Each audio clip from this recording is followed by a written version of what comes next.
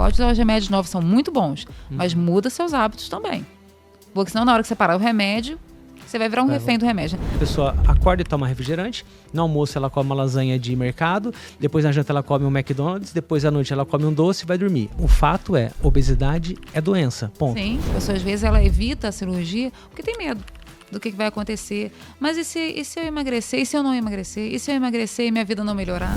Com mais de 25 anos de experiência, doutora Tereza Fernandes se destaca pelo olhar técnico apurado e pela abordagem acolhedora no cuidado com seus pacientes. Especialista em cirurgia geral e bariátrica, atua em procedimentos como remoção de vesícula, correção de hérnias abdominais, tratamento cirúrgico de tumores digestivos, cirurgia de apêndice e cirurgia bariátrica, sempre com foco em segurança e resolutividade.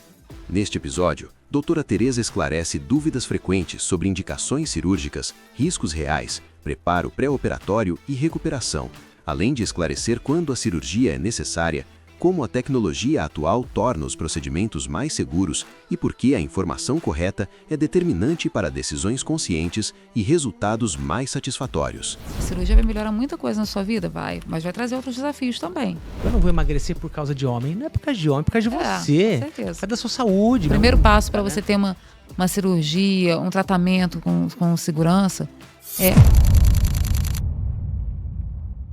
Sejam todos muito bem-vindos a mais um episódio do Newcast. E hoje minha convidada é médica, cirurgiã geral e bariátrica e veio exclusivamente de Juiz de Fora para gravar comigo aqui em Campinas, no Newcast. Seja muito bem-vinda, doutora Tereza.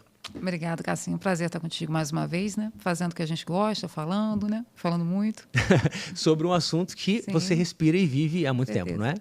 Vamos lá. Fez boa viagem, Juiz de Fora para cá? Tudo tranquilo. Voo tranquilo? É o avião de hélice lá para cá, né? Dá um medinho, não dá? Tá, mas a gente acostuma, né? Na verdade, é muito melhor do que ficar dentro de um carro, né, sei lá quantas horas ia dar, né? Nossa, então, de lá assim, aqui, é Tereza, muito mais fácil. Da época que a gente viajava com a van para lá, dava umas 7, 8 horas de van. De carro deve dar umas 6. Na Dá verdade, pra reclamar assim, do avião, não, né? Uma hora e pouquinho já tá aqui, e tá ótimo. Muito bom. Me conta um pouquinho da sua trajetória, porque você entrou na faculdade muito jovem ainda. Como foi isso no começo e quais foram os principais desafios de estudar medicina tão nova? Então, assim, eu passei, né, no primeiro vestibular, né, na época já tinha vestibular, não tinha essas outras opções, e passei para a Universidade Federal de Juiz de Fora. Eu tinha mudado um ano antes, tinha mudado do Rio de Janeiro para lá. E com 17 anos entrar na faculdade, assim, foi uma experiência muito diferente, porque na minha família não tem médicos, né? Não era uma família que tem aquele histórico de médicos da família. Eu era a primeira médica ali, isso motivo de orgulho, né, para os pais e tudo mais.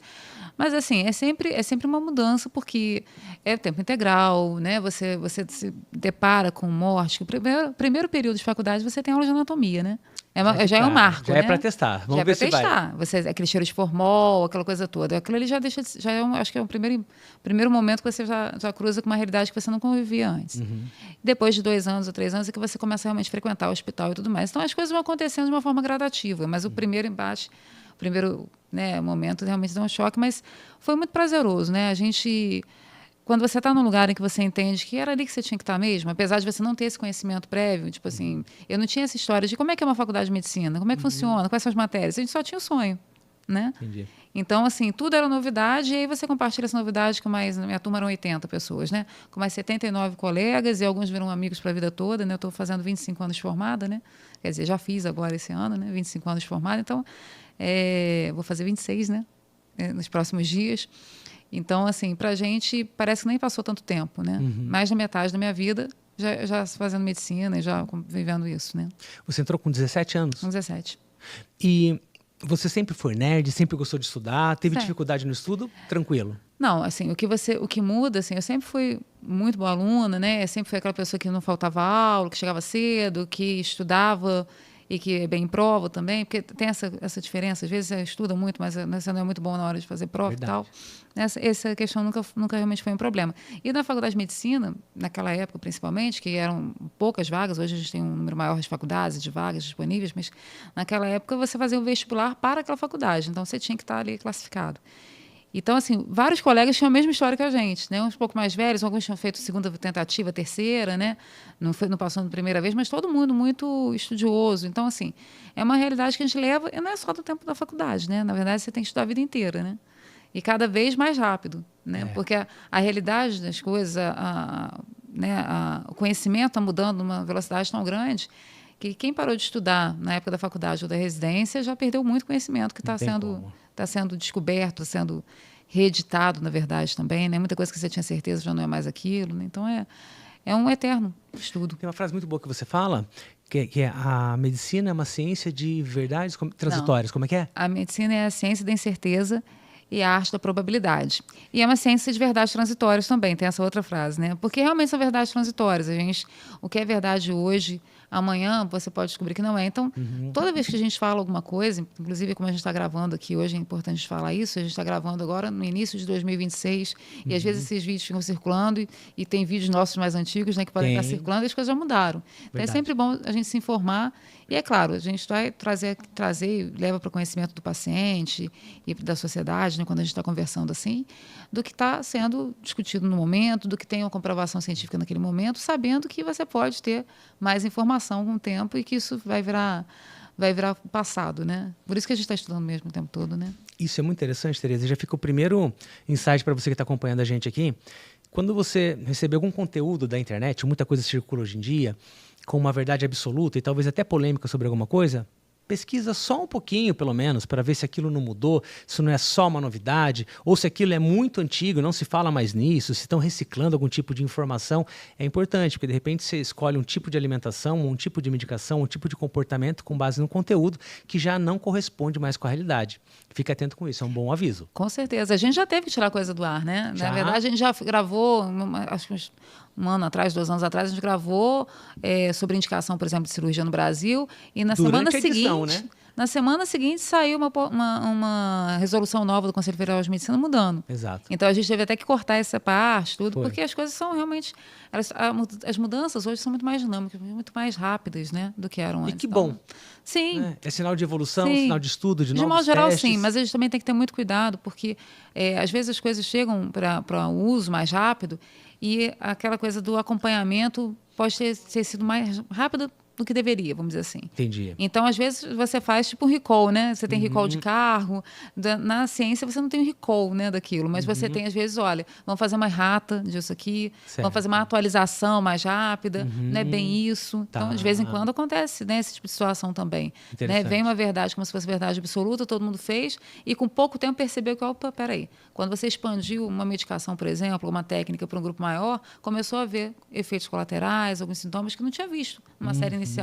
E está tudo certo você ir lá e falar, olha, parece que esse remédio aqui não é tão bom para tal situação. Né? Parece que essa cirurgia aqui, com essa mudança, ela fica melhor. Então, por isso que a atualização é o tempo todo, né? É bom estar atento a isso. Mas você alertou sobre algo interessante. Ao mesmo tempo que é bom a gente ver as mudanças e atualizações, também é perigoso novidades que chegam no mercado com pouca testagem. O que o pessoal fala é o seguinte, você não deve ser o primeiro a fazer tudo, né? Nem deve ser o último. Né? Se você está sendo o último, você está atrasado. Se você está sendo o primeiro, você pode estar sendo afoito. Então, assim, isso é para tudo, né? Tem que observar. Às vezes a gente quer mudar tudo muito rápido, usou uma medicação a vida inteira, se adaptou bem com ela, mas chegou uma mais nova que está todo mundo usando, vou usar também. Então, assim, claro, você tem que entender que pode realmente ter chegado uma medicação muito boa, que vai te trazer benefícios enormes e tal. Mas conversa com o seu médico, avalia, né? Quais são os efeitos colaterais daquilo também, quais são os... Porque tudo tem pró e contra, né? Se aquele remédio que todo mundo está usando agora é bom para você, que é outro problema também, né? Verdade. Está todo mundo fazendo cirurgia X, ou está todo mundo tomando remédio Y. Aí, de repente, você quer tomar também, porque você quer estar no grupo. Né? Mas às vezes não é para você, né? Igual pai e mãe falam, né? Você não é todo mundo. Então... E aquela máxima que não falha, né, Tereza? Procure sempre um especialista. Com certeza. Essa é uma preocupação que a gente tem toda vez que a gente conversa, a gente fala a mesma coisa, né? A gente está vendo muito em redes sociais hoje aquela coisa do cara se apresentar como uma referência num assunto, de uma especialidade que não é especialidade, numa área de atuação que também não é área de atuação, trazendo algumas coisas parecendo que quer fazer um tumulto na vida da pessoa, né? Tem um comediante, eu esqueci o nome dele aqui agora, ele é médico, mas ele agora trabalha com comédia. Ele é novinho, uma gracinha. Os vídeos dele ele leva para comédia, mas o que ele fala, o conteúdo é muito bom. E ele fala isso, tem algumas frases, quando a pessoa começa um vídeo falando algumas frases assim de impacto, tipo, só eu sei, o protocolo que só eu desenvolvo, né? O que você descobriu, o que os outros não querem que você saiba. Quando começa com essas frases, você tem que ter certeza que é um gatilho, né? De curiosidade, né? Total, né? Para você que mexe com marketing, Mas, normalmente, esconde, às vezes, uma falta de conteúdo, né? Então, tem que ter muito cuidado para a gente também não cair naquela ideia de a pessoa se apresenta como uma referência e ela não tem uma formação técnica que é necessária, né? Tem muita coisa, muita área de conhecimento que ela não depende tanto do estudo, de uma técnica, de um trabalho, né, que envolve uma faculdade, uma residência, tudo. Mas na área de saúde, gente, a parte técnica é importantíssima. Então, Sim. se a pessoa está ali, formou em 2022, aí ela se apresenta em 2023 no Instagram com 3 especialidades diferentes, não deu nem tempo. Não deu nem tempo da pessoa formar. Então, e hoje a gente consegue fazer isso, né? Você vai lá no portal do CFM, com o nome CRM, ou pelo menos 2 informações. Você consegue ver qual a especialidade que a pessoa registrou, né, no Conselho Federal de Medicina, qual a faculdade que formou e que ano. Isso não tinha antigamente, depois eles acrescentaram. O que eu achei bem interessante, bom, né? porque você tem uma noção, tipo assim, olha, não é questão de ser melhor porque é mais velho ou mais experiente, né? Não é isso. Mas você deu tempo realmente a pessoa falar que ela conseguiu fazer tanta formação igual ela divulga. Né? E divulgar hoje. O CFM ele tem algumas normativas, né, em relação ao marketing e tudo mais, e que ela pede, né, que você só divulgue especialidade que você realmente tem o RQE, que você concluiu, que você registrou, né, e que você evite termos sensacionalistas, que evite, né, informações que não têm embasamento, e você deixe bem claro para o paciente qual a sua profissão, qual a sua especialidade. Perfeito. Né? Acho que isso é importante. A pessoa, às vezes, está procurando um milagre, está procurando uma coisa rápida, e ela vê ali um doutor na frente e já entende que aquela pessoa é um médico, e aí como ele está falando, por exemplo, de cirurgia, que ele é um cirurgião, e já acha que ele também é um cirurgião especializado na área X, e quando você vai ver, não tem nada disso. Não tem nada. Né? Então, assim, se preocupar um pouquinho mais com isso, né? Da sua fonte de informação ser uma fonte confiável. Né? Você falou sobre algo, eu venho do marketing, no marketing pode muita coisa, ou quase tudo, e na área da saúde não, e fica um alerta para você que está acompanhando, porque caiu a minha ficha quando a Tereza me falou isso a primeira vez.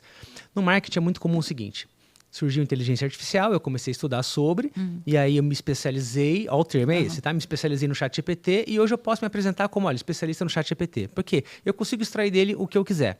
Isso que a gente fala em marketing, especialista em, né, ou um guitarrista que fala, eu me especializei em blues dos anos 70, isso é comum em um meio que não é um meio da saúde. Agora, para médico, isso é muito sério. Quando a pessoa fala, eu sou especialista em alguma coisa, é um registro que tem que ser feito. Não é só falar especialista, não é isso?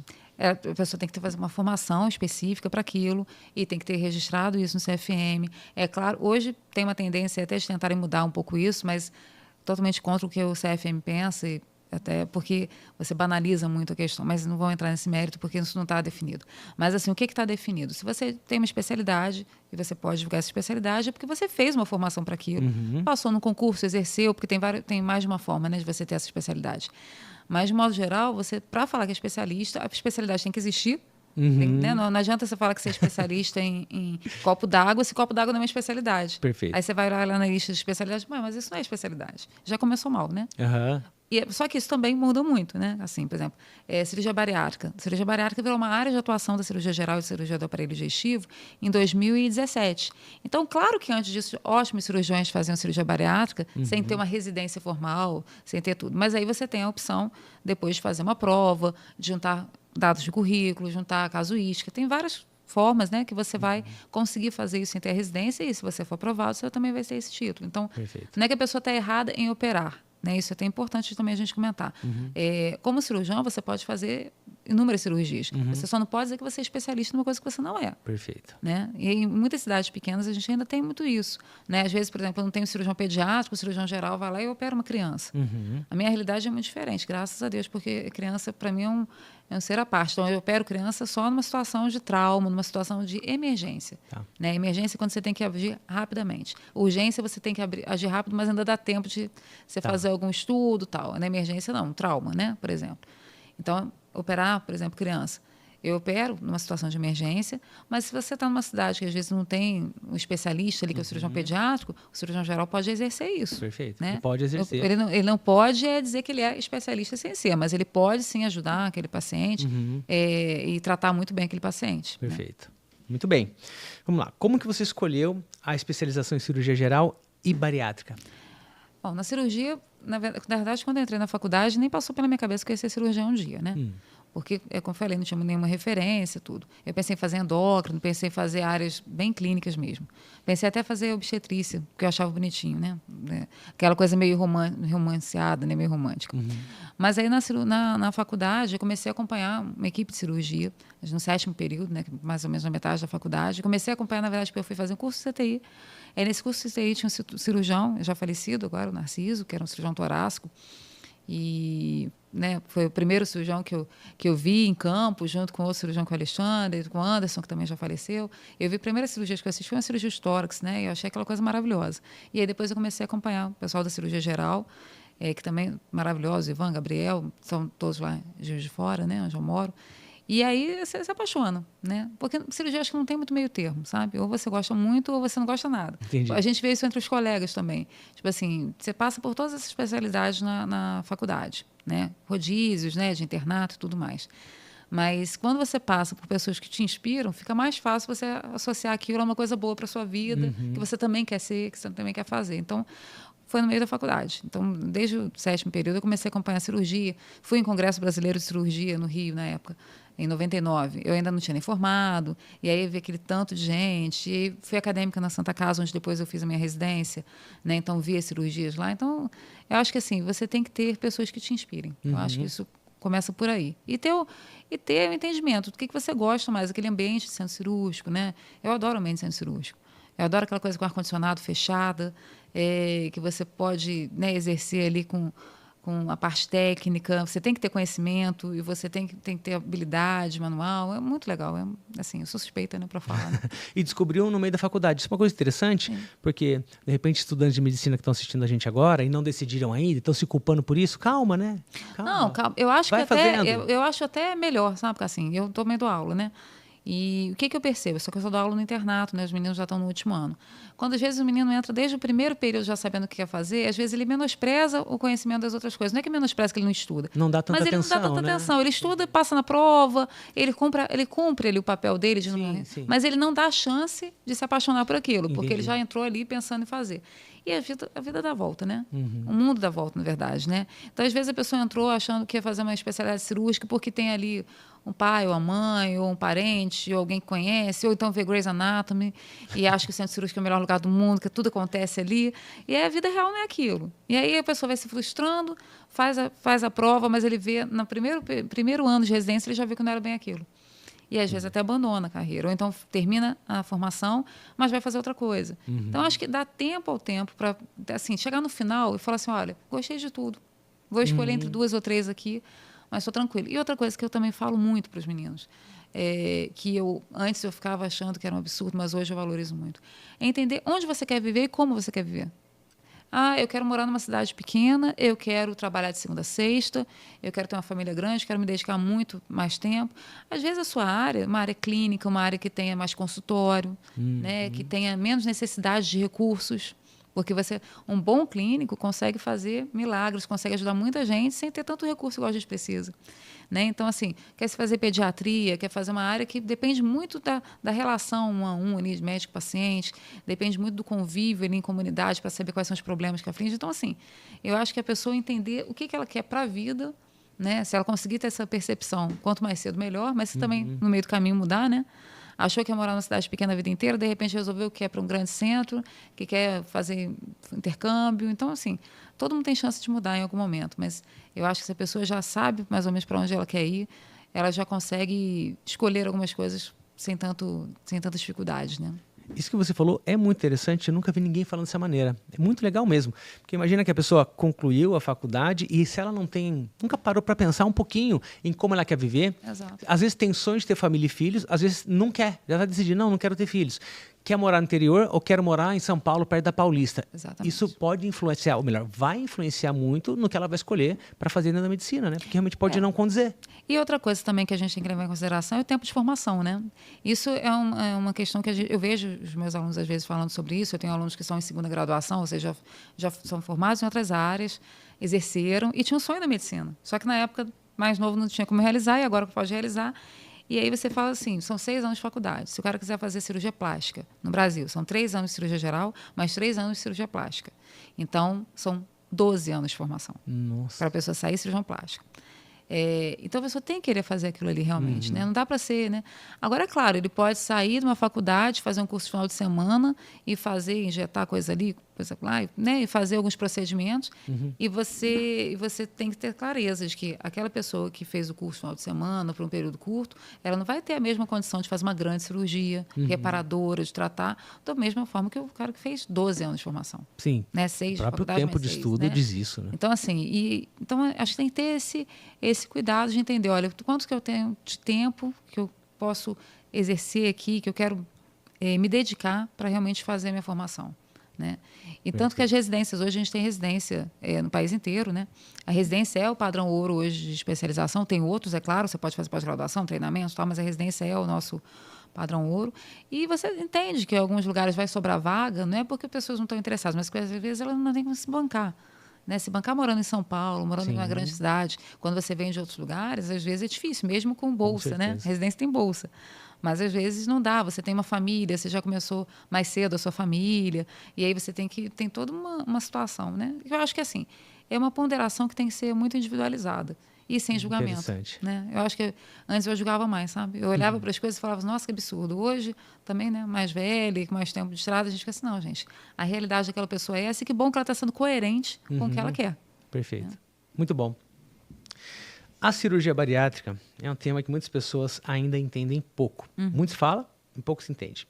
Quais são os principais mitos e verdades, ou o principal mito e verdade, a respeito da bariátrica, você que é especialista em cirurgia bariátrica? Eu acho que o principal mito é achar que a cirurgia bariátrica é um caminho fácil. Esse julgamento é um negócio muito estranho, porque às vezes tem o obeso que não fez a cirurgia bariátrica por medo, não teve acesso, por N motivos, né? Porque não quis mesmo. E ele acha que quando a outra pessoa que fez emagrece, assim, tá vendo? Mas aí é fácil. Tira o mérito. Tira o mérito da pessoa. Né? Lembrar que a obesidade é uma doença crônica. Toda doença crônica merece um tratamento contínuo. Né? Você não trata hipertensão com remédio, amanhã você para de tomar o remédio porque sua hipertensão ficou boa. Ela ficou boa enquanto você estava tomando o remédio. Tá. Né? Tem muito paciente que faz isso para testar, né? Mas a pressão está ficando 12 por 8 porque você está tomando remédio. Ou porque você perdeu peso depois, ou porque você está fazendo, né, outros tratamentos ali. Mas você não deixou de ser um hipertenso do dia para a noite e abandona tudo. E a obesidade, mesma coisa. A cirurgia não vai fazer esse milagre. Né? A cirurgia é uma ferramenta. É uma ferramenta poderosa, uma ferramenta muito eficaz, muito efetiva, mas que ela também tem suas complicações, também tem que depender da ajuda do paciente. Eu sempre uso essa comparação. Quando você tira a vesícula de um paciente que tinha pedra na vesícula, cálculo na vesícula, e tinha dor, você tirou o problema dele, de fato. Você pode até, o paciente ter cálculo no colédoco, isso não vem ao caso aqui, mas assim, tem outras situações. Mas o cálculo da vesícula não vai ter mais, não tem mais vesícula. Né? Mas quando você trata um paciente obeso com uma cirurgia, você não tirou tudo que ele já viveu, toda a questão hormonal que tem ali envolvida, você facilitou os caminhos que vão ser tomados, porque você está promovendo uma regulação, por exemplo, hormonal, uma restrição alimentar, uma mudança de comportamento que você vai induzir esse paciente a ter, né? Mas você não tirou aquele fator que ele tinha antes, né? E muitas vezes vem a compulsão junto. Então, às vezes, o fator não é só hormonal, no sentido de os hormônios, né, que a gente tem hoje, né, bem definidos, GLP-1, não sei mais o que, não é só isso. Você tem a questão também da compulsão que vem junto com a ansiedade, com a depressão, com os quadros que são até de outras especialidades, né? Então, se minimizar o resultado que o paciente tem, porque ficou fácil, não é fácil, gente. Isso aí é muito desconhecimento, né? E ignorância a gente perdoa de quem não tem conhecimento. O ruim é quando a gente vê colegas médicos, profissionais de saúde, não só médicos, né, outros profissionais de saúde, que têm acesso ao conhecimento e fazem comentários desse tipo. Entendi. Porque aí você não tem desculpa, né? A ignorância você perdoa quando a pessoa não teve acesso. Se ela teve acesso à informação, né, é só um desconhecimento, uma negligência da informação mesmo. Né? E, claro, você não tem aquela verdade absoluta de quanto tempo vai dar para o paciente ter um bom resultado, se ele vai ter reganho de peso ou não. Isso vai depender também do comportamento, do comprometimento. Né? Então, a bariátrica é uma capítulo à parte, eu acho. Né? E por isso eu acho que ela é tão desafiadora. Né? Não só para a equipe de saúde, né? O médico, o nutricionista, o psicólogo, né? A enfermagem que atua ali, todo mundo, né, que está trabalhando junto, como é desafiadora para a população, para o paciente que está vivendo aquilo. Para os que estão ao redor, para a sociedade como um todo, né? Então, assim, eu fico muito feliz quando eu vejo algumas pessoas que têm, né, um alcance com um público grande, que antes falavam contra a cirurgia bariátrica, e vão lá e entendem, não, peraí, eu vou fazer cirurgia bariátrica. A gente teve recentemente, acho que é a Fabiana Carla, né, se não me engano. Acho que é Thaís Carla. Thaís Carla, desculpa.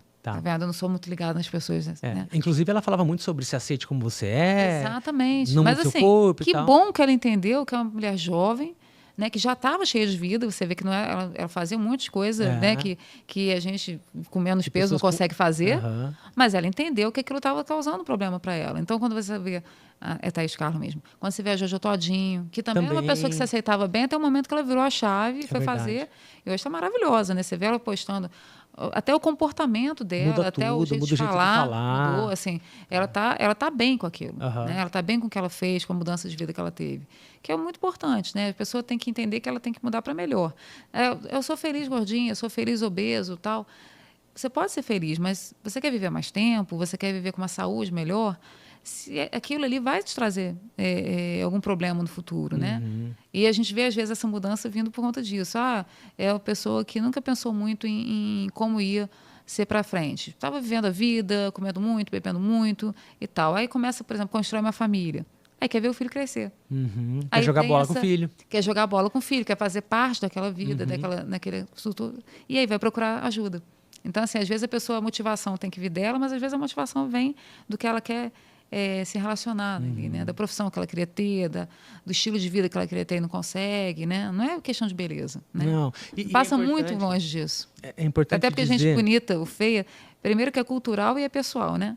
Cada cultura diz o que é belo e o que não é belo, de acordo com o seu aprendizado, com a sua história. E cada pessoa ainda tem isso. Então não tem nada a ver com isso, né, gente? Não tem a ver. Né? É só uma questão mesmo de saúde.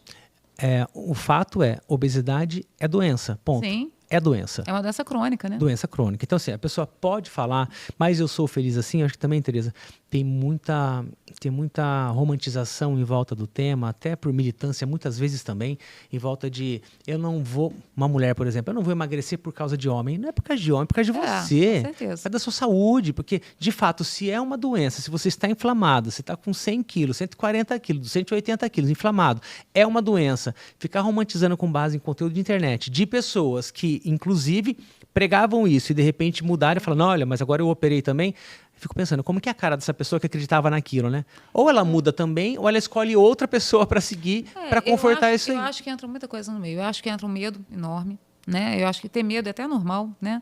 Faz parte, fala o quê? Da cirurgia? Medo da cirurgia, medo da mudança, né? Eu acho que a pessoa, às vezes, ela evita a cirurgia porque tem medo do que vai acontecer. Mas e se eu emagrecer? E se eu não emagrecer? E se eu emagrecer e minha vida não melhorar? Né? Porque uma coisa que eu também falo, né? Você põe a expectativa, a cirurgia vai melhorar muita coisa na sua vida? Vai, mas vai trazer outros desafios também.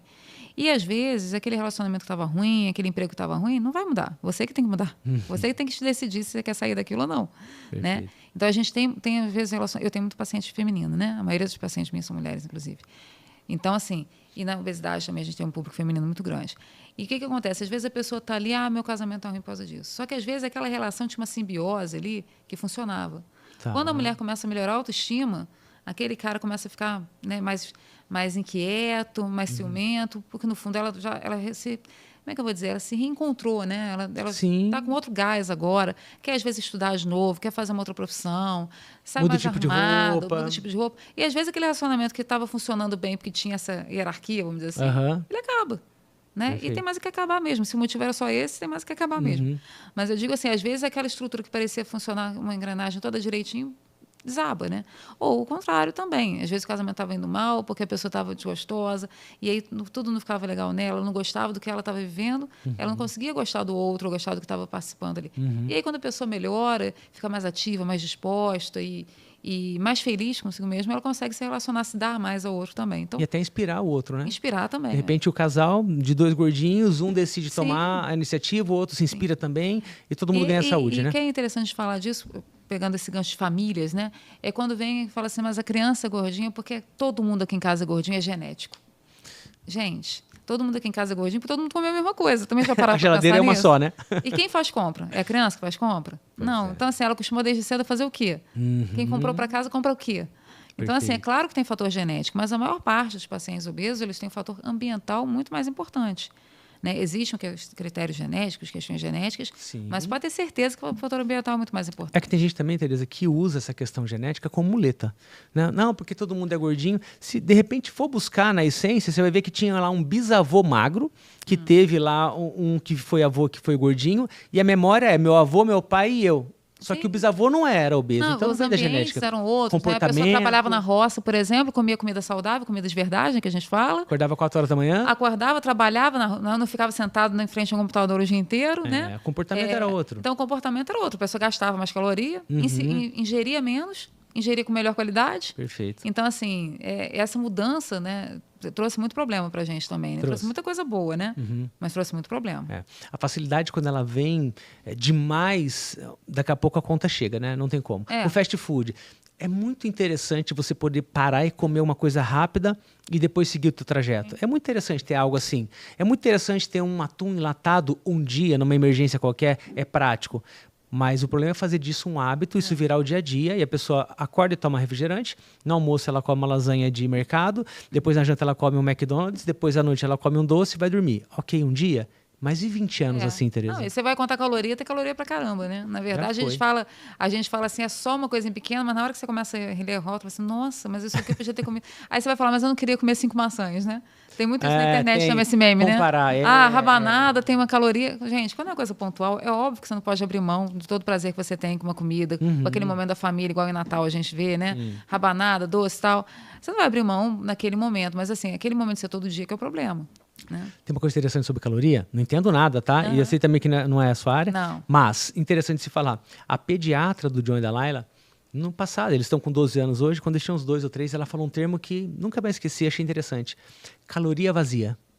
Tipo um salgadinho lá, é uma chips da vida. Caloria vazia. Ah, tem 300 calorias. Aí você pega, sei lá, uma banana, uma maçã. Não sei, mas vamos pensar que também é 300. É totalmente diferente. Sim. Ah, mas a carne tem caloria. Mas a caloria da carne, em volta de tudo que tá junto ali, não se compara. E tem a turma também que vai fazer dieta em baixa caloria. Não vou falar mal de vocês não, tá, povo? Não sou nutricionista, não tô no lugar de fala.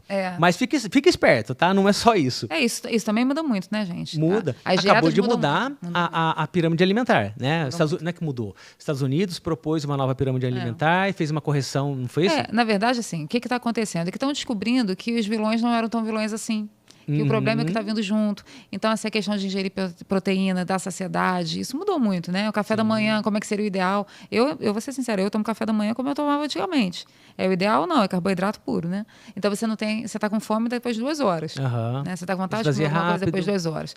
Né? Então, hoje você vê muito mais a questão da proteína. Tirou aquela ideia de... o ovo toda hora vai e volta. Mas, assim, o ovo não é vilão mais. O ovo tá bom agora. A gente está na fase que o ovo tá bom. Mas já foi muito bandido, né? Já foi muito bandido. E a carne, você corta isso porque tem mais caloria. Tem mais caloria, mas tem mais proteína. Dá mais saciedade, uma série de coisas. Então, assim, isso realmente com nutricionista. Mas com cuidado também. A mesma coisa que a gente falou para médicos, também tem nutricionistas e nutricionistas. Sim. Então, toda vez que vem com uma coisa muito radical, né? Tem que ter um cuidado, porque a pessoa vai dar conta de fazer por muito tempo. Porque esse é o problema, né? Às vezes, você faz uma coisa pontual. Olha, durante um mês eu fiz uma dieta, segui a risco que a Nutri passou.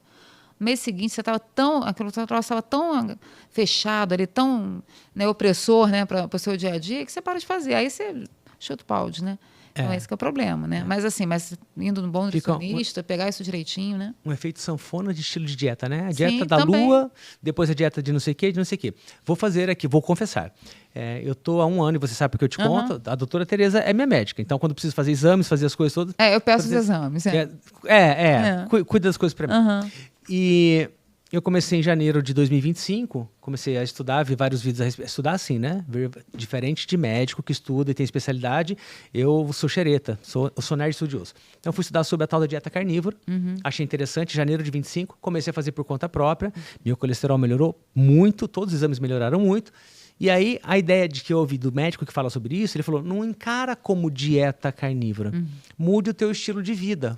Aí fez mais sentido para mim. Para não parecer, 3 meses de estratégia e depois volta ao normal. Não faz sentido. Exato. Então, encarar como um estilo de vida e ter isso como um hábito... Desde então, Tereza, eu nunca mais comi arroz e feijão, nunca mais comi vegetais, salada, nunca mais comi. Só comi carne pura. Eu sei que você tem a sua visão sobre isso, né? E eu falar aqui não significa que você concorda. Mas, apenas dando aqui o meu depoimento nem tô falando para você fazer, tá bom? Consulte um especialista, consulte o teu médico. Tô dizendo o que eu fiz.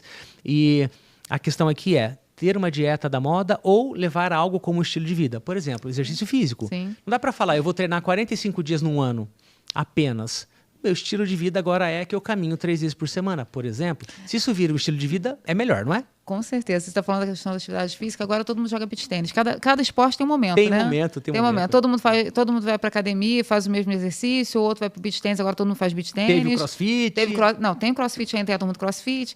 Importante você fazer alguma coisa, né? Eu mesma fui uma que nunca fiz nada a vida inteira. Mas está fazendo. Mas nos últimos meses agora eu estou fazendo. Isabela, beijo para Isabela, que é minha personal, que tem a paciência do cão, que chega lá em casa, às vezes eu estou pós-plantão, né? Eu não gosto da coisa de academia, assim, não é uma coisa que eu fui criada, eu me sinto mais constrangida, eu falo muito, tudo, mas tem algumas coisas que eu ainda tenho um certo... Né? Não é meu ambiente ainda, Okay, né? Um dia pode se vir, um dia vai vir a ser, né? Aí ela vai lá em casa, ela leva aquele monte de coisa para fazer, e às vezes eu estou pós-plantão, e ainda eu estou naquela correria, o telefone está do lado, o telefone literalmente do lado, porque eu estou de sobreaviso, e tem que estar atenta, e ter maior paciência de tentar. Mas o que você gosta? De tentar, sabe? Claro, eu não faço só o que eu gosto, né? Ela me explica, não, mas você tem que fazer isso aqui também. Não, tudo bem, eu vou te dar um descanso daqui a pouco. Isso aqui você gosta, assim, você faz, mas ó... Eu, por exemplo, eu dependo de alguém ficar ali, porque se não ficar ali, eu sou uma que eu também não vou fazer.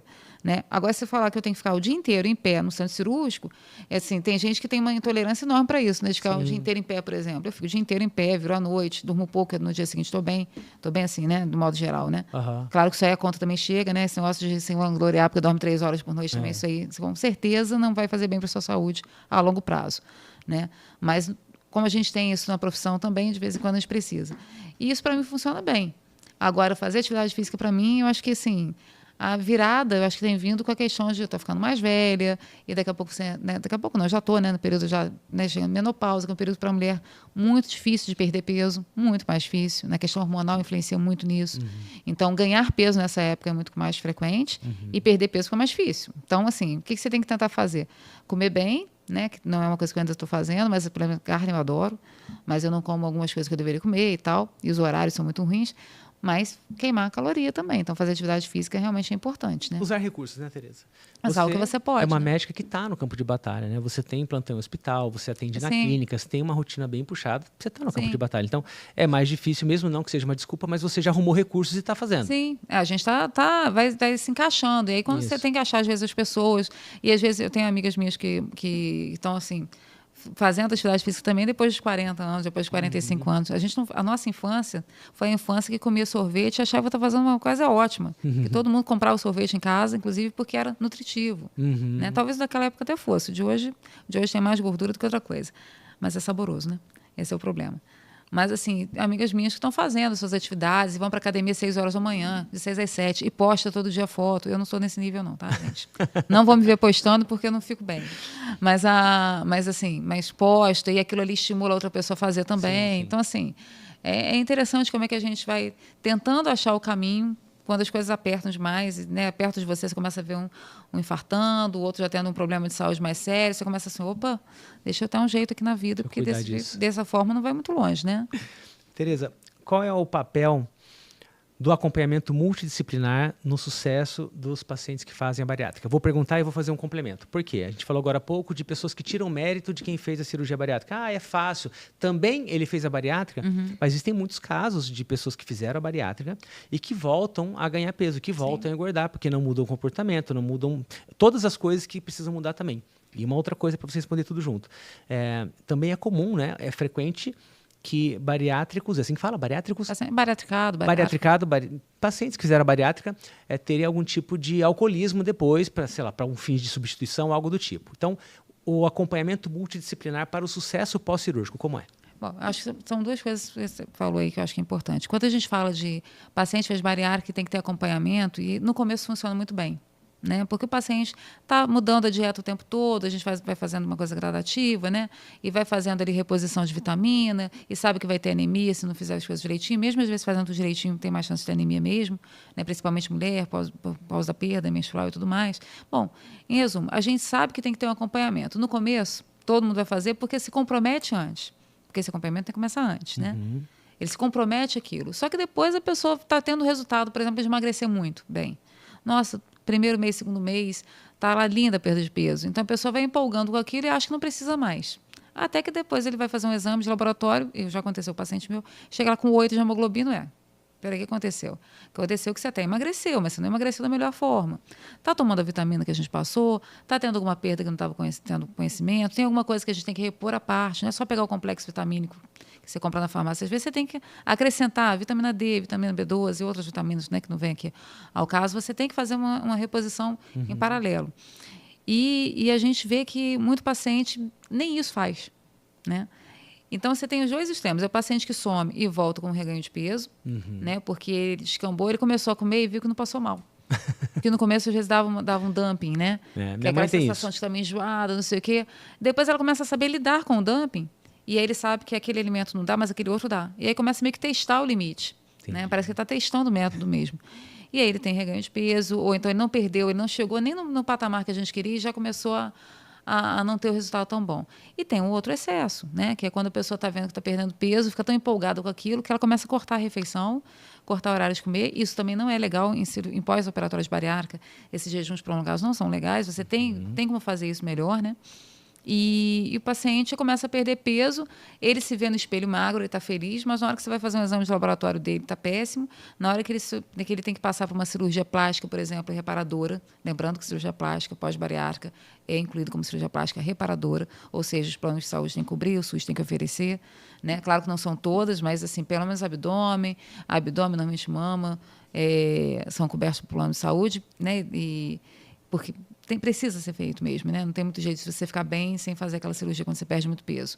Mas na hora que ele vai fazer a cirurgia plástica, é que ele volta para o cirurgião bariátrico, para a equipe e fala assim, nossa, eu fui lá, e o cirurgião plástico pediu o exame aqui, veio com a hemoglobina baixa, a proteína está baixa, ele falou, não vai me operar desse jeito. Eu falei assim, mas não vai mesmo. Porque a cirurgia plástica é reparadora, mas ela é eletiva. Ou seja, não é urgência. Você só vai com o paciente ruim para a sala de cirurgia, ruim que eu digo assim, com todos os exames alterados, tudo, quando você precisa tratar aquilo, porque senão o paciente vai morrer, né? Eu vou operar uma apendicite, eu tenho que operar para um paciente magro, gordo, não importa, né? Eu vou tratar um paciente que está tendo dor de uma vesícula que está inflamada. Provavelmente eu vou ter que operar mesmo que ele não esteja no seu ideal. Mas se você tem um procedimento plástica ou, né, alguma coisa do tipo, você vai fazer eletivamente, então você vai se preparar para aquilo. E nesse momento que às vezes o paciente volta, né? A gente vê muito abandono da endócrino, por exemplo, da endocrinologista. Porque, mas o cirurgião já pede os exames, a consulta do endócrino demora mais tempo. Mas o endócrino, ele vê tantos pormenores que a gente, às vezes, vai passar batido. Tem tanta coisa saindo no mercado, nova, né, no mercado que eu digo, né, da indústria mesmo, e não estou falando isso de uma forma negativa, pelo contrário, é muito bom que está saindo muita coisa. Mesmo esses medicamentos, às vezes o paciente vai para você, mas eu posso usar a canetinha YXZ? Eu falo assim, gente, eu não prescrevo isso. Acho que você pode e deve. Né? Dependendo da situação, você pode e deve. Mas você vai passar no especialista que vai te orientar certinho como é que você vai fazer, quando é que você vai graduar cada dosagem daquilo, quais os cuidados que você tem que ter. Né? Só entender que, assim, se você for fazer uma cirurgia, cuidado com o jejum, porque o estômago costuma estar cheio. Né? Então, assim, e falar é outro detalhe também. É muito comum o paciente, ele às vezes omite alguns medicamentos que ele usa, porque ele acha que não tem importância. Né? Que não tem problema. Mas tem, né, gente? Vamos abrir essa parte, Tereza, sobre pessoas que utilizam canetinha, que retardam o processo digestivo, ficam mais tempo com o alimento ali no estômago, sei lá onde você vai falar sobre isso, e de repente vai fazer uma cirurgia. Fala sobre esse perigo para deixar um alerta. É aquela coisa, eu não vou falar o prazo certo, porque a SBA lançou uma nota sobre 20 dias, depois ela modificou isso para um tempo menor. Tá. Mas só para deixar claro, gente, não é só para cirurgia, não. É muito comum a gente pedir para o paciente bariátrico, por exemplo, ou que vai fazer uma cirurgia bariátrica, dele fazer uma endoscopia digestiva. A endoscopia digestiva tem sedação. Todo procedimento que tiver sedação, que tiver anestesista junto, né? Na sedação da endoscopia, normalmente o próprio endoscopista faz, isso está autorizado, né? Mas todo procedimento que tiver sedação e que você vai manipular via aérea, que você vai manipular trato digestivo, lembrar que esse estômago pode estar cheio. E aí você corre um risco enorme de fazer uma aspiração. Então, você entrou para fazer uma cirurgia plástica, não informou que você perdeu aquele peso todo porque você estava usando medicamento, você vai chegar lá e falar que você fez uma dieta e que você está fazendo exercício. Mas você deixou de falar que você usa medicamento. Ou deixou de falar até quando você usou. Chega lá, aspira numa cirurgia dessa, faz uma pneumonia aspirativa, fica entubado, fica grave. Às vezes a cirurgia plástica ela até consegue ser realizada, mas a repercussão para o organismo de passar por tudo aquilo faz o resultado ser muito ruim. Então, é importante, gente, qualquer medicamento. Isso serve também para medicamentos considerados naturais. Tá? Ginkgo biloba, outros medicamentos que são realmente vindos da natureza, como a maioria mesmo, né? Em algum momento eles foram da natureza. E você não fala, não, mas isso é natural. Mas tem medicamento natural que altera a coagulação, por exemplo, que em dose muito alta gera hepatotoxicidade, ou seja, toxicidade para o fígado.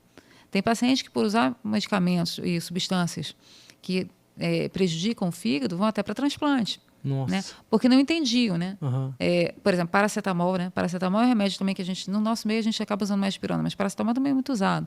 Doses muito altas, hepatotoxicidade pode ser um grande problema, né? A toxicidade para o fígado. Então, cuidado, a automedicação e a questão de, às vezes, você omitir informação do médico, gente.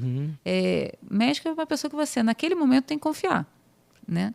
A equipe de saúde, na verdade, porque às vezes você não quer falar para o médico como você está meio encabulado, fala para a enfermeira, para o técnico de enfermagem que está te assistindo ali, pede para essa pessoa, né, passar para o médico, né, para ver se que ela né, faz essa ponte, que às vezes você não está querendo chegar, mas não deixa de falar, né? É igual a gente pergunta, que hora você alimentou? Que hora foi a última alimentação? A pessoa vai falar a verdade. Por que ela não fala dos remédios também? Tem que falar, né? Alergias que ela já conhece, tudo isso impacta, né, gente? Tudo Perfeito. isso impacta. É uma questão pura de segurança. Né, sim. A segurança do paciente hoje, não adianta você ter tecnologia, você pode ter chat GPT, você pode ter inteligência artificial. Hoje vem aquela coisa, um hospital totalmente comandado por inteligência artificial. Gente, não é bem assim. Eu, como paciente, teria um medo. Não, o hospital inteiro, peraí, inteiro? Não, mas em algum momento você vai ter que ter um ser humano ali lidando. E sempre que você tem um ser humano lidando, e mesmo o computador também pode acontecer, você pode ter falha. Sim. Né? Então, a gente fala que tem a teoria do queijo suíço. Adoro falar disso. Teoria do queijo suíço, que é aquelas barreiras que você tem que ter. Então, o paciente chega no hospital, aí ele esqueceu de falar que ele usa um remédio naquele momento da admissão. A primeira pessoa que recebeu ele numa enfermaria, por exemplo. Depois ele lembrou. Ele tem que falar. Porque, às vezes, aquele remédio pode ser até ocupado de alguma queixa que ele está tendo, ou ser incompatível com algum novo medicamento que ele está sendo administrado para ele. Né? Ou tem reação cruzada, por exemplo, de alergia. Eu tenho alergia a esse, mas você vai pensar, mas quem tem alergia a isso aqui normalmente pode ter essa. Então, vamos fazer uma opção por outra coisa. Então, às vezes, ela vai ser perguntada várias vezes a mesma coisa. Né? E aí fica cansado. Nossa, estou no hospital, já chegou mais um. Perguntou a mesma coisa.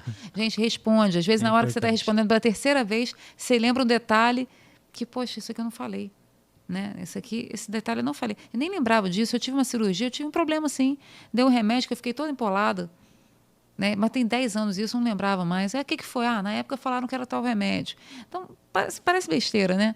Mas a informação, ela tem um transmissor, tem quem escuta, que às vezes também não está prestando muita atenção, então você tem que reforçar aquilo. Né? Quando você fala uma coisa que é para você importante, você tem que ver se a pessoa está prestando atenção em você também, se ela registrou aquilo. Aí você pergunta, mas registrou? Eu estou com uma pulseirinha, não estou com a pulseirinha vermelha. Mas eu falei que eu tenho alergia a tal remédio. Entendeu? Sabe umas coisas tipo? E às vezes não é alergia, mas às vezes é uma reação diferente. Por exemplo, quem tem muito isso com Plasil, que faz a reação extrapiramidal, que fica agitado, quer arrancar tudo. Né? Você faz isso uma vez, gente, para que você vai tomar esse remédio de novo? Você já avisa, não é bem uma alergia, mas é uma reação que você pode evitar. Não vai dar mais aquele remédio para aquele paciente. Então, comunicação é muito importante. Né? Acho que é o primeiro passo para você ter uma cirurgia, um tratamento com segurança, é comunicação. Ou seja, se comporte, cidadão. Conte para o seu médico, se for um exame, se for uma cirurgia, se for uma consulta, seja o que for, conte. Você tem que confiar no teu médico, porque isso pode voltar... Pode não, né? Se você mentir e for grave, vai voltar contra você. É você que perde a tua família também. Então, fale com o teu médico.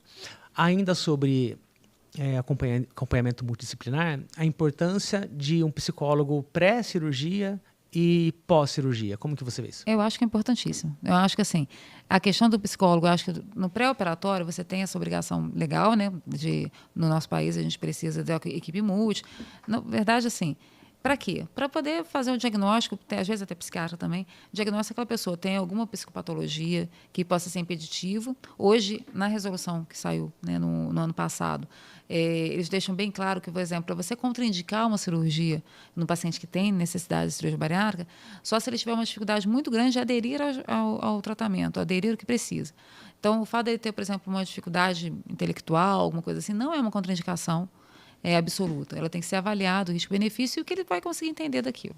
Né? Algumas doenças que a gente tinha, algumas síndromes, né, que a gente tinha, que ficam muito assim, pode operar, não pode, isso tem que ser bem avaliado, claro, tem que ser realmente individualizado. Né? Mas o psicólogo, eu acho que o papel mais importante dele é no pré-operatório entender como é que a alimentação, como é que a comida, ou o doce, ou a bebida, funcionam para aquela pessoa. Né? Aquilo ali realmente é uma muleta para algum problema, que ele vai ter que resolver para não transformar outras coisas em muleta. Aquilo ali tem a ver com a estrutura que ele está vivendo. Ele tem que fazer uma ruptura, então, com aquela estrutura. Às vezes precisa, né, para poder tocar a vida para frente. E eu acho que ajuda muito também, se ele fez um bom acompanhamento no pós-operatório, se ele está bem ajustado ali, mantendo, claro, não precisa ser toda semana, né, gente? Ninguém está falando para ir naquele especialista toda semana ou todo mês. Mas você tem que ter um seu ponto ali de apoio. E o que a gente vê? Às vezes a pessoa troca, você falou questão de alcoolismo, né? Troca uma compulsão por outra. Né? Então, assim, isso é perigoso mesmo, né? Você troca a compulsão que era da comida por compras, você troca a compulsão da comida por sexo, você troca a compulsão da comida por álcool. Né? Então, assim, são situações que talvez você faça fazendo um acompanhamento mais de perto, você consegue trabalhar isso bem com o psicólogo, com terapia, né? E outras ferramentas que ele pode utilizar. E também, às vezes, o médico também consegue ajudar muito nisso, né? O psiquiatra também consegue ajudar muito. E você evita esse dissabor, né? Que isso, às vezes, em vez de melhorar a sua situação da sua vida, da sua família, você cria uma ruptura, às vezes, né? Então, é perigoso. Ou seja, você que já fez a bariátrica ou pretende fazer, ou conhece alguém que fez ou que pretende fazer, compartilhe esse episódio para que essa pessoa tenha acesso a esse tipo de informação. É praticamente como uma consulta. Só que isso aqui está de graça no YouTube, está de graça no Instagram. É conhecimento direto para você. O paciente vai lá, faz a cirurgia e por vacilar e não escolher fazer a terapia, ele pode estragar tudo que ele fez. Joga a cirurgia no lixo, porque ele não fez um acompanhamento devido e depois de 1, 2, 3, 5 anos teve um reganho de peso. É reganho a palavra certa, não é? Reganho. Teve um reganho de peso ou teve problemas de outro tipo porque não fez o acompanhamento psicológico. Cuidou do corpo e não cuidou da cabeça. É importante. Só um parênteses aqui. Pode falar. Readquirir alguma coisa de peso é normal, tá? Isso Alguma vale a pena. coisa. Tem uma calculadora chamada calculadora Sofia. Eu tenho vários métodos que você pode predizer. São métodos preditivos para você tentar dizer, mas eu vou perder quanto? Quanto que eu vou estar com um ano e tal? Tá. Você tem alguns métodos assim. Essa é uma das opções, tá? Tá. Mas aí você vai ver mais ou menos. E você tem ali, de repente, depois, até 2 anos, uma perda de peso bem legal. Depois disso, tende a estabilizar. E às vezes até você sobe um pouquinho ali com 5 anos da cirurgia. Tá. Por isso que esses primeiros anos são importantíssimos. Porque se você não perder o peso legal com 2 anos, perder peso a partir dali não é tão fácil mais. Hoje, a gente também pode contar com a ajuda, inclusive desses medicamentos novos? Pode. Só que, claro, gente, com ajuda, com orientação médica especializada. Perfeito. Tá? Mas você pode correr atrás desse prejuízo quando você saiu do caminho ali, né? Voltando para a equipe multidisciplinar, é isso que acontece muito, né? Você tem uma boa experiência internacional também. Eu queria que você falasse um pouquinho sobre isso. Congressos que você foi, ou eventos que você foi, ou títulos que você tem, inclusive nacionais também. Eu quero que você fale um pouquinho sobre isso. Não, eu sou uma pessoa muito associativa, né? Eu gosto de estar com os pares, vamos dizer assim. Eu gosto de estar com as pessoas. E a gente tem, né? Toda especialidade médica tem a sua sociedade. Especialidade, às vezes tem especialidade que tem mais de uma. Né? Na cirurgia geral, a gente tem no Brasil o Colégio Brasileiro de Cirurgiões, que é a maior entidade cirúrgica da América Latina. São mais de 8 mil membros. E eu estou lá desde 2005, né? como membro, né? Membro associado. Depois eu virei membro titular em 2007. E depois eu comecei a tomar algumas posições, né? Nessa hierarquia lá, que na verdade todo mundo ali está de graça, né? Isso é importante também falar, não é uma coisa que você ganha dinheiro fazendo, você ganha prazer, você ganha satisfação pessoal, né? Mas não é remunerado isso. E a gente, né, com algumas funções. Então, assim, eu fui vice-mestre, porque a gente chamava de mestre, agora chamamos de diretor de capítulo, mas assim, é uma função de gestão junto com o grupo, né, dos cirurgiões daquela região. Então, da Zona da Mata, depois Minas Gerais, agora eu estou no Sudeste. Né? Essa é uma nova função agora com a nova gestão. E é uma coisa muito prazerosa, porque você conhece gente do país inteiro. Então, você fala assim, você conhece cirurgião no Acre? Conheço. Minha amiga Fernanda, um beijo para Fernanda. Laje, cirurgião pediátrica no Acre. Uma formação maravilhosa no Rio de Janeiro, pessoa super extrovertida e tal. Está no Acre, tem cirurgião no Maranhão, Juliano está lá, tem cirurgião no Sul, tem a Doris, tem cirurgião no Mato Grosso. Né? Então, assim, a gente tem colegas em várias partes do país e aí você tem como se associar também a outras sociedades internacionais. Então, no caso, eu me associei também ao American College of Surgeons. O American College é a maior sociedade cirúrgica, realmente. Ela tem mais de 100 mil membros. É uma sociedade enorme, né? Médicos do mundo inteiro. Médicos do mundo inteiro. Você pode ser um membro americano, nacional, né? Você pode ser um fellow internacional, que é o meu caso. Tá. E o fellow, né, que é esse membro, você recebe muito conteúdo interessante, você tem... Mesmo sem ser fellow, você pode ir para o congresso, né? Mas assim, o fellow ele tem um estilo a mais, né, para estar lá. Né? E aí você vai para o congresso americano, que é todo ano. Ano passado eu tive chance de ir, fui em Chicago, foi maravilhoso. Chicago é onde a sede, né, física do American College. E no American College tem uma particularidade que eu acho muito interessante, é que as mulheres cirurgiãs lá já assumiram posições de presidência, de liderança, uma coisa que ainda não teve no nosso meio. que é natural, né, gente? Isso vai ser uma coisa, não é uma rivalidade, na verdade, é um momento que vai chegando, né? Então, hoje no Brasil, se você pensar em número de mulheres cirurgiãs da cirurgia, você fala mais ou menos 20%. Em algumas especialidades isso é bem maior, né? Estou falando de cirurgia geral. Fala-se em torno de 20%, mas a cada ano que passa tem mais mulheres fazendo cirurgia e provavelmente muitas dessas vão ficar na cirurgia geral. O American College, ele tem uma história de liderança feminina há muito tempo. A CEO do American College, por exemplo, a Patrícia Turner, maravilhosa. Já teve aqui no Brasil a convite nosso, quer dizer, ela veio pelo convite do CBC, mas participou da sessão de mulheres cirurgiãs, que eu também presidente da Comissão de Mulheres Cirurgiãs do CBC. Então, a gente tem esse cuidado de não mostrar conteúdo técnico, porque conteúdo técnico é igual para todo mundo, né? Não tem discussão, vou ensinar a mulher a operar diferente. Não é diferente, gente. Né? Ensino da cirurgia é o mesmo. Quando a gente fala das mulheres cirurgiãs, eles falam muito das particularidades, né? Muita associação, questão de liderança, cargos que a gente não tem ainda em muitos lugares, que tem um número muito pequeno. Então, quando você traz, por exemplo, a CEO do American College dando uma aula no nosso congresso brasileiro, que foi no Rio, que até você participou. Fui lá. Você conheceu a Patrícia Turner, inclusive? Sim, conheci. Né? Você esteve lá. Ela estava na mesa de abertura e participou com a gente em outras situações lá. Então, se você vê uma pessoa falando tão bem sobre aquilo, liderando um grupo tão forte, né? Isso acontece na Europa, em sociedades, né, de destaque, em outras áreas cirúrgicas, sem ser a cirurgia geral. Isso dá um estímulo a mais, né? Não é fazer grupinho, não é fazer nós contra eles, não é nada disso, né, gente? É você perceber algumas particularidades, alguns pontos que a gente pode avançar e que a gente não tem essa noção, né? Então, uma das coisas, eu até brinquei sobre isso, e quem me conhece sabe que é verdade. Ano passado a gente estava no Congresso Brasileiro de Cirurgia, eu era parte da comissão organizadora, presidente da Comissão das Mulheres Cirurgiãs, e fazia parte da comissão organizadora do evento. Como eu faço parte da comissão também, né, de especialista, coisas que eu adoro fazer, eu acho que são muito sérias, demandam muito da gente, mas dão muita satisfação mesmo. E aí o Pedro Portari, que era o nosso presidente, né, agora ele saiu, entrou o Flávio, são pessoas maravilhosas, assim, pessoas realmente que têm uma carreira cirúrgica, de dar inveja, mas não é de dar inveja, de admirar, né? Inveja é um termo negativo, a gente admira muito. E aí, você vai participar da mesa de abertura do Congresso. Aí, na maior sala, mesa de abertura do Congresso, falei, eu vou de rosa. Fui de rosa, fui de vestido rosa. Não porque eu preciso estar de rosa o tempo todo, nem é uma cor que eu uso tanto assim. Você não usa com frequência. Porque eu nem gosto tanto assim da cor em si, mas o significado. Entendeu? Então, assim, eu e a outra mulher que estava na mesa também era a Patrícia Turner, né, que era convidada internacional. E dava aquele destaque, né? Todo mundo de terno tem que ter um ponto rosa ali, né?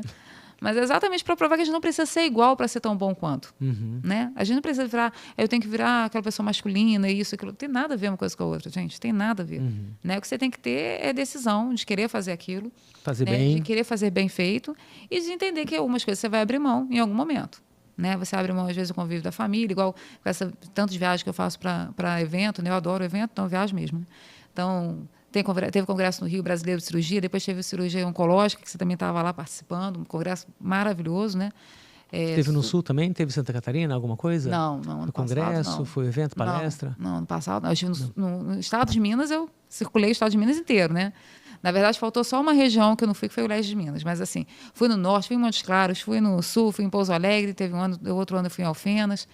Então, assim, a gente circulou porque fazia parte da minha função. Teve Campinas também, teve algum evento por aqui que Campinas, você veio? a gente veio no Brasileiro de Hérnia. Sociedade Brasileira de Hérnia, uma sociedade muito bacana também, Gustavo Soares fez um trabalho maravilhoso, o congresso foi lindo. Então, assim, eu adoro viajar para congresso, mas isso você acaba, né, se ausentando das suas coisas e tudo mais, mas faz parte, né? Faz parte você estar num lugar e no outro pegando de melhor, né, dessas situações, que é o que a gente fala, né, assim, é você fazer um networking, você conhecer gente que está em vários lugares, que você fala assim, nossa, eu vi o livro, o capítulo escrito por aquela pessoa, hoje a pessoa está sentada contigo tomando um café da manhã no hotel onde está sendo o evento, ou almoçando na confraternização que a gente tem, ou jantando, e aí você fala, gente, Isso é muito legal, né? Teve uns que eu até pedi para tirar foto, você sabe, né? Antônio Marcos, que mora em Miami, que é colega nosso, cirurgião, uma liderança lá, chefe de serviço lá, mora lá, já é residente lá nos Estados Unidos há muito tempo, assim como outros brasileiros, né, que são super bem conceituados no mundo inteiro mesmo. E aí você fala, eu admiro tanto, vou tirar uma foto. Você pode tirar uma foto comigo? Já fiz isso. Como eu faço isso com ídolos da música, a gente faz com ídolos na cirurgia também, né? Muito São bom. Inspirações, né? Esse ano tem alguma coisa pela frente de viagem de congresso, de palestra, alguma coisa internacional? 2026? Não. Você já tem uma agenda? Verdade, o que você tem? 2026 a gente vai ter, se Deus quiser, o Congresso Mineiro, né? Que vai ser o Jairo, que é o novo mestre do capítulo de Minas. junto com um grupo, né, que entrou agora, né, um grupo super bacana, também super alinhado, deve ter, a gente não vai falar data ainda, porque ainda não tá fechado, mas deve ter um congresso mineiro fora de Belo Horizonte, né? Tem um congresso americano que tem todo ano, esse ano eu não sei se eu vou conseguir ir, porque eu vou ter outra viagem, né, por motivos pessoais. Esse ano não tem congresso brasileiro, que ele é bianual, né? O próximo congresso vai ser na Bahia, ano que vem. Que legal. Vai ser em Salvador. Pode convidar que eu vou. Oh, esse é bom, né? Esse é bom. Eu não conheço Bahia, mas assim, já fiquei animada. Só o encerramento do Congresso Brasileiro já é o convite para o próximo, né? E aí o Gusmão fez uma apresentação do Centro de Convenções onde vai ser o congresso lá na Bahia. Incrível. Que todo mundo ficou com vontade de ir já. Já está todo mundo querendo comprar o voo. Que legal. Deu muito bacana. Muito bem. Como você vê o uso de inteligência artificial na medicina? Só vem agregar. Eu acho que, assim, gente... você falar que mas só todo mundo pergunta tudo para o ChatGPT. Não pode ser assim, né? Obviamente. Você tem um estudante de medicina que vai ser formado só perguntando coisa para o ChatGPT, é até perigoso. Até porque, gente, qualquer uma dessas ferramentas, elas podem, a gente fala, alucinar. Alucinar. Né? Assim, você sabe isso melhor que eu, né? Sim. Na área de saúde isso acontece com uma certa frequência. A inteligência artificial não foi feita para te deixar sem resposta nenhuma. Então, se ela não tiver base de informação, ela vai inventar, vai cruzar dados, vai bagunçar, é o que é. Até trabalho, né? Esse aí, um desses eventos que a gente estava, colegas fazendo, né? Por exemplo, você pede, eu queria referência bibliográfica sobre assunto tal. Aí solta um monte de referência no ChatGPT. Quando você vai ver, algumas daquelas não existem. Ele inventou. Ele inventou, literalmente. É real. Então, assim, claro... E os nomes batem, né? Uma coisa, nossa, esse nome, claro, é um americano, tá nítido isso aqui. E hoje a gente tem que ter muito cuidado até com os vídeos, com manipulação de imagem, também, né? Com tudo do mesmo modo que tem o perigo, né? De uma conversa entre um familiar que está vendo a foto da pessoa, tal, e a gente fala isso, vê muito isso em relação até a questão de pedofilia, outros termos, né? Outros temas que são realmente preocupantes, o uso, né, dessas ferramentas. Na saúde, eu acho que o uso não é mal intencionado, mas ele pode ser equivocado. Mesmo assim. Perfeito. Talvez não teve a intenção de fazer uma coisa errada, mas se não tem uma conferência ali, uma verificação, às vezes ele vai ser prejudicial. E talvez o maior prejuízo que eu vejo nisso é da automedicação. Porque é o paciente que não quer ir ao médico, ele começa a se automedicar ou se autodiagnosticar, mas ele não tem a base. Ele só vai para a pergunta final. Eu tenho isso e isso. O que pode ser? Não tem referência de nada. Né? Ele não tem aquela base de referência. Não é à toa que a gente faz anatomia, fisiologia, histologia, patologia. A gente faz um monte de coisa até chegar à parte clínica da faculdade. Hoje isso está mais integrado, né? A forma de ensinar mudou bastante nos últimos anos. Eles tentam integrar essas especialidades, essas matérias, essas disciplinas, para ficar mais interessante, para não ficar aquela coisa maçante. Estou aprendendo isso aqui na teoria, mas aí agora hoje faz um link maior. Mas, de qualquer forma, sem a pessoa ter a base, gente, é igual você... dar a pessoa para ela dirigir um Porsche, sendo que ela não tirou nem carteira. O Porsche não vai dirigir sozinho. Você vai fazer uma lenha com um Porsche. Olha que perigo. Né? Então, assim, vai ficar caro essa brincadeira. Você vai ter uma informação, o carro é maravilhoso, o carro é maravilhoso. Você vai pegar, sei lá, qual é o carro mais seguro do mundo? Volvo. É o Volvo. Você pega o carro mais seguro do mundo, né, que tem todas essas ferramentas e tudo mais. Mas se você não sabe dirigir, será que você vai conseguir usar as ferramentas ou será que você vai estar só confiando que aquilo ali vai estar certo, de olhos fechados, vai seguir aquele caminho? Então, assim, é uma comparação meio bobo, mas eu acho que vale a pena. Não, é boa a comparação. É praticamente o seguinte, não compre um carro se você não sabe dirigir. É óbvio, né? Mas olha o que eu aprendi essa semana. Não pergunte nada para IA que você não saiba a resposta. Calma que eu vou explicar. Mas se eu já sei, por que eu vou perguntar? O ponto é outro. Se você perguntar algo que você não tem a menor ideia do que vem na resposta, você ou acredita e leva aquilo como verdade absoluta, ou vai ter que fazer uma pesquisa e vai levar tempo para aprender, ou então você ignora aquilo completamente. Quando você pergunta algo que você já sabe, mas quer se aprofundar, aí vem uma informação, você fala, peraí, isso não é bem assim. Você sabe o que tirar daquilo que veio, sabe peneirar, e aí no bolo de toda a informação, você leva aquilo que importa. Se você perguntar algo que você não faz ideia, simplesmente acredita. Imagina o seguinte, eu vou lá e pergunto algo sobre cirurgia bariátrica para eu poder levar a informação para minha mãe que fez a cirurgia. Aí, o que ele entregar, eu não faço a menor ideia do que vem de resposta. Eu simplesmente pego aquilo e falo, mãe, olha o que o GPT falou. Você deve estar com alguma coisa errada aí. Se você faz a mesma pergunta que eu fiz, qualquer vírgula diferente, você fala, isso está errado. Porque você precisa entender minimamente sobre o que você está perguntando. Sim, até os termos, né? Mas aí, o que eu sugiro? Para a pessoa que é leiga e quer uma informação, vai na sociedade daquela especialidade. Por exemplo, da cirurgia bariátrica, tem a Sociedade Brasileira de Cirurgia Bariátrica e Metabólica, né, que eu também faço parte. Mas, espera, o que é isso? É um blog, um site, um WhatsApp? É uma sociedade médica. Tá. A finalidade ali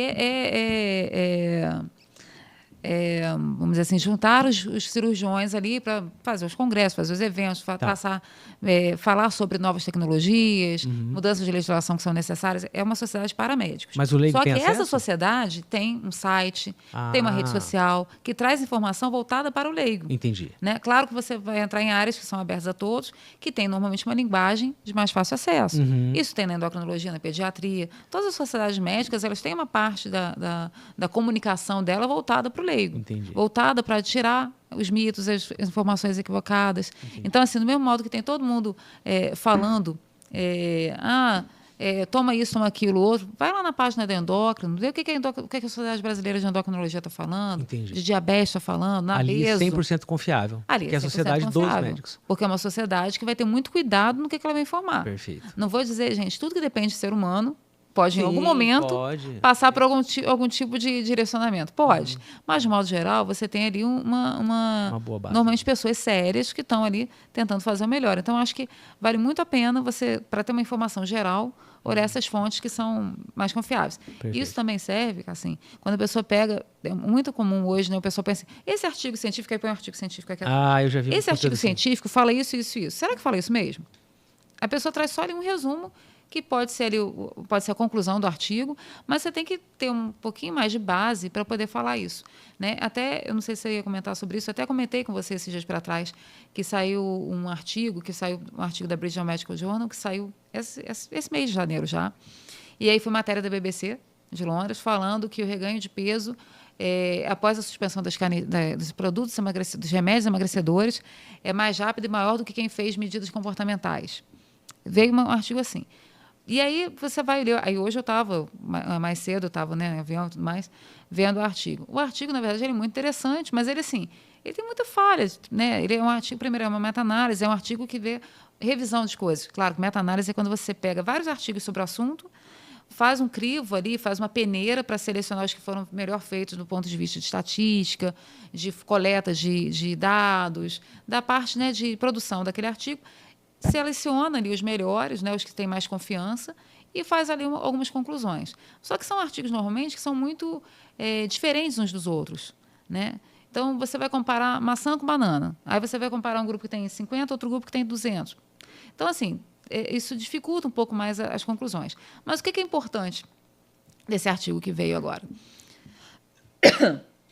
Desculpa. É importante você falar que o que isso pode já mostrar? Que quando você faz medida comportamental, você realmente garante o resultado melhor porque você já se adaptou àquela nova realidade.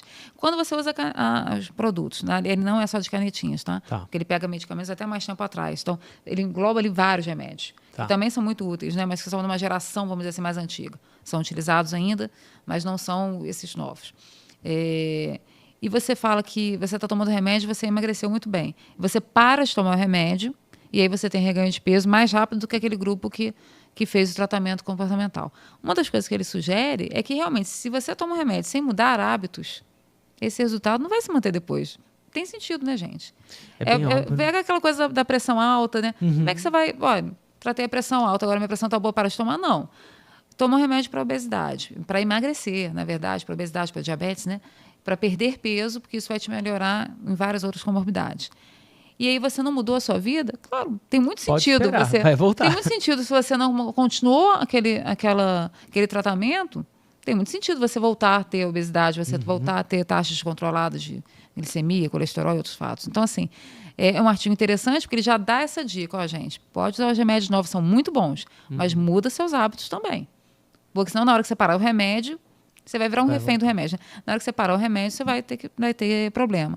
E a outra coisa é assim, mas será que eu tenho que parar mesmo? A gente não questiona outras doenças que a gente tem que parar. Por que na obesidade a gente tem que parar se é uma doença crônica? Então, é outra coisa também que a gente tem que avaliar. Será que esse futuro não é uma manutenção dos medicamentos, uma dose mais baixa, um período de intervalo maior? Mas será que não vai ser assim que vai ser no futuro? Né? Está tudo mudando muito rápido, né? Até falar nome de remédio é complicado, porque já estão liberando outras drogas, e aí aquela droga que parecia maravilhosa, droga, quando eu digo droga, é medicamento, né? aquela droga que parecia maravilhosa já não é tão boa assim, porque surgiu uma melhor. Não é que ela não é boa, é que surgiu uma melhor. Aham. Né? É igual o carro, ele é bom, que te leva e te busca de algum lugar, ele tá ótimo, né?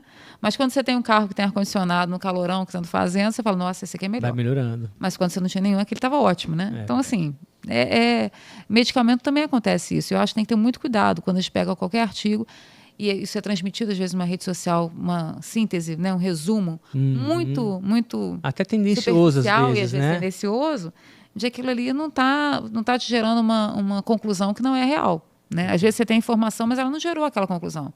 Aquilo ali foi mais uma dedução do que realmente uma conclusão sobre o assunto. Entendeu? Muito bom. Como sempre, buscar a informação, de preferência se consulte e pergunte para o teu médico, porque ele vai ter como te dar você vai ver nessas sociedades que eu estou falando, essas fontes de informação de boa qualidade, são informações genéricas, né, gente? Então, para todo mundo, né? A sua situação, o seu caso, tem que ser visto numa consulta médica, né? Perfeito. Chegamos ao fim deste primeiro episódio aqui no Newcast. Teremos outro episódio gravado depois também. E eu quero te pedir algo que eu peço para todos os convidados, que é uma frase de impacto. Vamos imaginar que lá na Times Square, que é um lugar lindo, maravilhoso, incrível, que lá na Times Square todos os telões vão exibir uma única frase sua. E todas as pessoas do planeta, 8 bilhões de pessoas, vão passar por ali. E essas pessoas todas vão ter acesso a essa frase. Doutora Tereza Fernandes, que frase é essa? A frase não é minha, né, gente? Primeiro que isso não pode ser plágio, né? A frase não é minha, do William Osler. William Osler. É um médico canadense, foi uma referência, né, de gestão em várias coisas. Tá. E ele fala que a medicina é a ciência eu já até citei durante o podcast aqui, né? Que a medicina é a ciência da incerteza e a arte da probabilidade. Então, assim, você esperar resultados iguais, você esperar que vai fechar 1 mais 1, né, são 2, não necessariamente, mas, de modo geral, na maioria das vezes, a maior probabilidade é que 1 mais 1 vai ser 2. Então, assim, se você quer ter uma melhora na sua qualidade de vida, na sua saúde, você também tem que fazer a sua parte, né? Você também tem que fazer o que está ao seu alcance para melhorar, né? O que você pode naquele momento, procurar assistência médica, procurar informação de qualidade, né? Não aquela consulta na internet, gente, isso não funciona, isso inclusive não é adequado, né? Você chegar aquelas consultas rápidas, depois você faz uma pergunta e vem outro já deu uma resposta. Assim, a gente tem que entender que cada um é um indivíduo e que para isso existe, né, o profissional de saúde, para estar ali acolhendo as necessidades e tratando da melhor forma possível com o que tem naquele momento, né? Perfeito. É o que, né, faça o melhor que você tem, enquanto tem condições de fazer melhor. Você vai fazendo o que... É uma frase do Cortella também que eu gosto muito. Essa eu sei, eu vou falar. Vai lá. Faz o que você pode nas condições que você tem, enquanto você não tem condições melhores para fazer melhor ainda. Exatamente. Muito a frase eu acho muito E quem Cortella. quiser se consultar com você, aonde que você tem atuação, onde que você tem Em Juiz de Fora. Em Juiz de Fora, Minas Gerais. Em Juiz de Fora mesmo, e assim, a gente já, né, trabalha lá em vários hospitais da cidade, tem um consultório lá no Salute, que é um lugar super acolhedor, né? E tem vários profissionais lá também na clínica. E é um lugar bem bacana, funciona bem como uma casa, sabe? Pra gente. Você que nos acompanhou aqui, eu vou deixar os contatos da doutora Tereza na descrição do vídeo. Vai lá no Instagram, manda um direct, manda sua pergunta. Deixa aqui também no nosso episódio se você ficou com alguma dúvida. Esse é o Newcast, o meu estúdio podcast aqui em Campinas, no bairro Swiss Park. Se você quiser gravar aqui nesse estúdio também, você pode. É só entrar em contato com a gente. As informações também estarão na descrição deste vídeo. Até o próximo episódio.